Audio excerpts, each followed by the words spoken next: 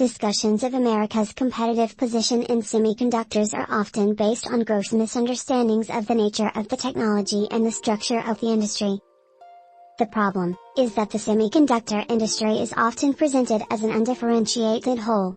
For example, here is a chart published by the Semiconductor Industry Association, SIA, in its 2020 Factbook. Reassuring, is the U.S. vulnerable? Is the Chinese position in semiconductors a threat to our economic position or our national security? The source of the confusion is not in the underlying data. It is a failure of categorization. All three charts shown above are basically meaningless, because the phrase semiconductor industry is basically meaningless. It is an incoherent category that lumps together apples and oranges and elephants and streetcars, muddling important truths, and suggesting conclusions that are manifestly incorrect. The global silicon chip industry is a vast and highly differentiated ecosystem, encompassing thousands of companies doing very different things.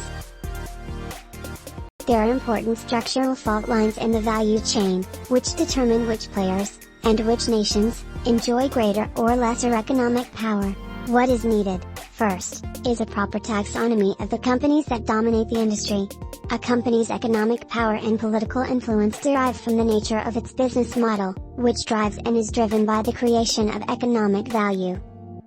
The semiconductor industry has four major segments, corresponding to four different business models, as described in a previous column. Some companies, notably Intel, the industry leader by sales and profit, have complex business models that combine the design, fabrication and packaging functions. These are called integrated device manufacturers, IDM. We might view them as unevolved. IC companies started out this way in the early years of the industry.